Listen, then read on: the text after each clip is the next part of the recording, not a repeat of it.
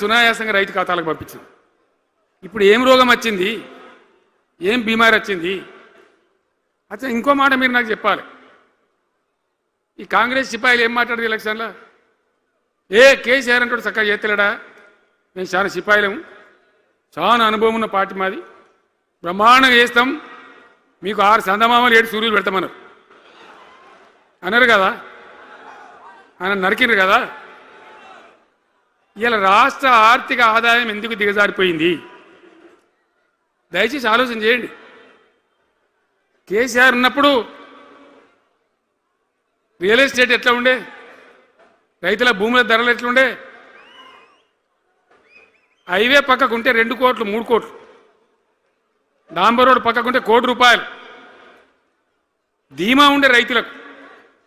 ఇంట్లో అమ్మాయి ఇందులో పెళ్లి చేయాలంటే పావడంత అమ్మి చేత పోవా, వాళ్ళ దగ్గర అమ్మి చేత బిల్డింగ్ కట్టుకుంటా. ఈరోజు అమ్మేటోడు ఉన్నాడు కానీ కొనేటోడు లేడు. నిజమేనా ఈ మాట? నిజమా కాదా? ఏమైంది మరి? ఏం రోగం వచ్చింది రాష్ట్రంలో? ఏ వాళ్ళని మాట్లాడించినా, ఎవరిని అడిగినా ఇదే బాధ. ఈ విధంగా రైతుల భూముల ధరలు పడిపోయినాయి, రాష్ట్ర ఆర్థిక పరిస్థితి పడిపోయింది, మంచినీళ్ళకు గోసపడాలి, రైతాంగం అన్నిటికీ గోసపడాలి. ఇవాళ మక్కలండి, మక్కలు వచ్చినాయి, పెడితే కొంటమని చెప్పారు, కొనకపోతే కొనమని చెప్పారు. ఈ శాతగాని దొంగతనం ఎందుకు? లోపల అధికారులకేమో కొనకూడదని చెప్తున్నారు, మీది కొంటమని చెప్తున్నారు. మక్కలు కొనే ధీమా ఉందా? ఇవాళ కొంటుండ్రా? వడ్లు కొంటుండ్రా? కొనకపోగా మళ్ళీ ఇంకా బోనస్ ఇస్తామని ఒక బోగస్ మాట. ఎవరికైనా నచ్చిన బోనస్ వస్తుందా? వాటిదే బోనస్, అంత బోగస్.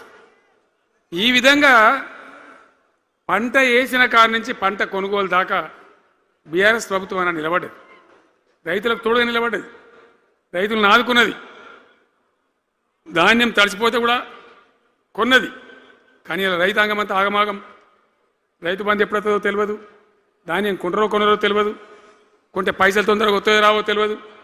చాలా సతమతమవుతున్నారు. రైతులను మాట్లాడితే చాలా తప్పు చేసుకున్నాం సార్, పొరపాటు అయిపోయింది అని బాధపడుతున్నారు. చేనేత కార్మికులు మంచిగుండ్రి, మళ్ళీ వాళ్ళ ఆత్మహత్యలు స్టార్ట్ అవుతున్నాయి. వాళ్ళకి ఇచ్చే ఆర్డర్లన్నీ బంద్ చేసిండ్రు, ఇంకెవరికి ఇస్తారట కమిషన్ల కోసం, అది వాళ్ళని అవస్థ పెడతా ఉన్నారు. ఉద్యోగులు ఆనాడు మనం 72% ఇచ్చినాం, వాళ్ళు తెలంగాణ ఉద్యమంలో పనిచేశారు కాబట్టి టీఎన్జిఓ అంటోళ్ళు సమైక్య రాష్ట్రంలో కూడా వాళ్ళ ఉనికి పొడగొట్టుకోలే, టీఎన్జిఓగానే ఉన్నారు తెలంగాణ ఎన్జిఓలుగా. కాబట్టి వాళ్ళని గౌరవించి గుర్తించి బ్రహ్మాండంగా 72% పీఆర్సీ ఇచ్చినాం. ఇలా ₹7 ఇచ్చిండ్రా, 7% అని ఇచ్చిండ్రా? ఏమైంది? ఏం బీమారైంది? ఎంతమందిని మోసం చేస్తారు? ఆఖరికి వస్తే పరిస్థితి ఏంది? ఇలా రాష్ట్రంలో రిటైర్డ్ ఉద్యోగస్తులకు కూడా వాళ్ళకి రావాల్సిన బకాయి, వాళ్ళు దాచుకున్న డబ్బులు వీళ్ళు ఇచ్చే మెహర్బానేం లేదు, ఆ డబ్బులు కూడా ఇచ్చే పరిస్థితి లేదు. ఆటో రిక్షా కార్మికులు మాట్లాడితే అన్న ఈరోజు పనికి మాలిన ఫ్రీ బస్సు పెట్టిండ్రు, మా పొట్ట కొడుతున్నారు, మేము నాశనం అయిపోయినారు, వాళ్ళు ఏడుస్తూ ఉన్నారు. పిల్లలకు అది నేమ్ పెట్టలే.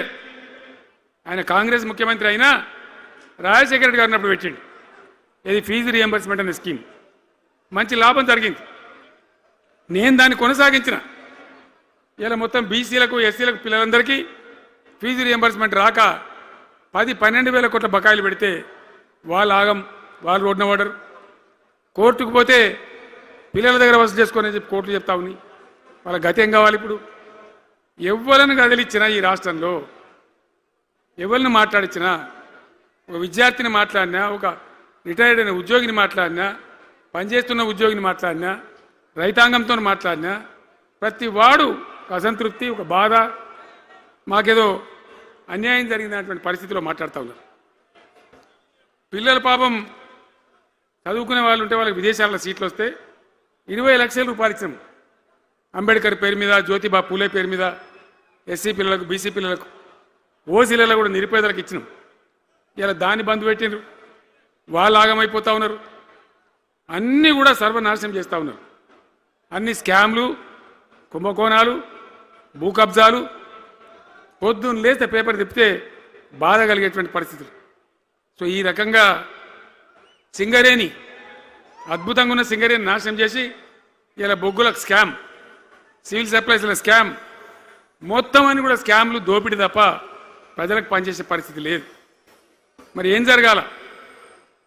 కాంగ్రెస్ వాళ్ళు చెప్పిన మాటలు వింటే ఈ మాటలు కోటలు దాటినట్టు ఇష్టం ఉన్నట్టు చెప్పారు. చివరికి ఏందిరా ఇప్పుడు 2.5 ఏళ్ళు గడిచిపోయింది. మరి ఏంది కథ?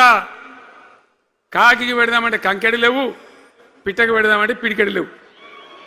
వటియే ముచ్చట్లు వటియే మాటలు తప్ప ఎక్కడ ఏం జరిగింది లేదు. ఏ డిపార్ట్మెంట్లో కానీ ఏ రంగంలో కానీ ఒక ఇరిగేషన్లనా, ఒక కరెంట్లనా, ఇంకో దానిలనా, ఒక అర్బన్ డెవలప్మెంటా, రూరల్ డెవలప్మెంటా ఏమైనా జరిగిందా? ఆనాడు మన పల్లెలు బాగు చేసుకోవాలని చెప్పి దేశంలోనే ఎక్కడ లేని విధంగా పల్లె ప్రగతి కార్యక్రమాలు చేసినాం. ప్రతి ఊరికి అన్నేళ్ళ తెలుగుదేశం కాంగ్రెస్ గవర్నమెంట్లు ఉంటే చచ్చిపోతే ఏడగాలేసుకోవడం జాగా కూడా చూపించలే. ప్రతి గ్రామానికి ఆనాడు మనం వైకుంఠ ధామాలు కట్టినాం. ప్రతి గ్రామంలో క్రీడా ప్రాంగణాలు కట్టినాం. ప్రతి గ్రామంలో నర్సరీలు పెట్టినాం. ప్రతి గ్రామంలో పల్లె ప్రకృతి వనాలు పెట్టినాం. ప్రతి గ్రామ పంచాయతీకి ట్రాక్టర్ ఇప్పించినాం. ఆనాడు చెత్త తీసేది, ఇలా పనిచేస్తున్నాయి ట్రాక్టర్లు. ఊళ్ళలో ట్రాక్టర్లు పనిచేస్తున్నాయి అన్న, మూలకు పడ్డాయి, డీజిల్ పోసే దిక్కులేదు. ఏం చేయాల? పల్లె ప్రకృతి వనం పెడితే దాన్ని నీళ్ళు పోసే దిక్కులేదు. ఏం రోగం వచ్చింది? ఏం బాధ? డీజిల్ లేదా? ఆ తెలివి కూడా లేదా? ఆ రోజు నేను చెప్పిన ఆర్థిక శాఖ కార్యదర్శిని పిలిచి అవసరమైతే ఎమ్మెల్యేల జీతాలు బంద్ పెట్టుండ్రు కానీ గ్రామ పంచాయతీల డబ్బులు మాత్రం విడుదల చేయండి అని చెప్పినండి. అంత టెన్షన్గా డబ్బులు పంపించేది, కార్యక్రమాలు జరిగేది, గ్రామాలు మంచిగా ఉండేది. అది నాశనం పట్టిండ్రు. మున్సిపాలిటీలు అయితే మురిక్కుపాలు అయిపోయినాయి. మరి ఏం చక్కగా ఉన్నట్టు? ఏం బాగున్నదన్నా?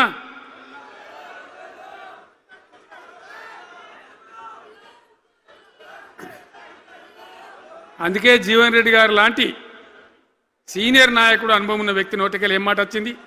కాంగ్రెస్ పోవాలి, బీఆర్ఎస్ రావాలి. ఎందుకు వస్తుంది ఆ మాట? వటిగానే వస్తుందా? బాధ్యత లేకుండా వస్తుందా?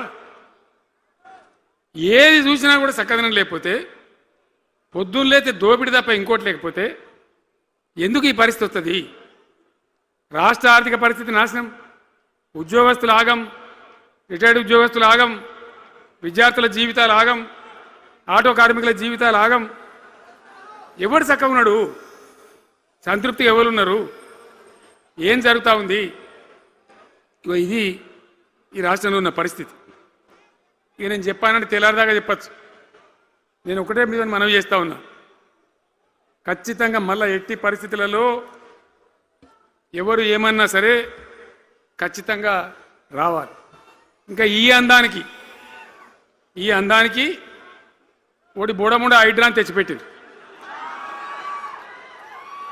దానికి ఆ హైడ్రాకు ఆ పిసిసి ప్రెసిడెంట్ అని ఉంటాడు ఆయన, కాంగ్రెస్ కమిటీ అధ్యక్షుడు, ఆయన నిజామాబాద్లో పోయి చెప్తుండు, హైదరాబాద్లో హైడ్రా, నిజామాబాద్ కూడా తెత్తాం బిడ్డ, నిజామాబాద్లో నిడ్రా, రేపు జగిత్యాలలో కూడా జిడ్రా అంటాడు. ఇక అది ఏం కావాలి?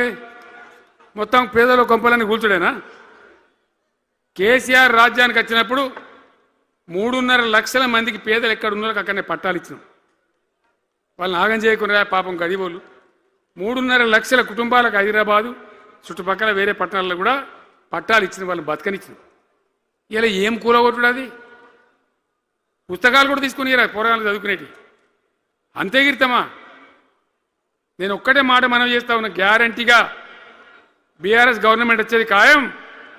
మొట్టమొదటి రోజులనే ఈ ఐటాంటోని ఎత్తి అవతల వరిస్తామని చెప్పి నేను మనవి చేస్తా ఉన్నా. తీసేయన్న దాన్ని.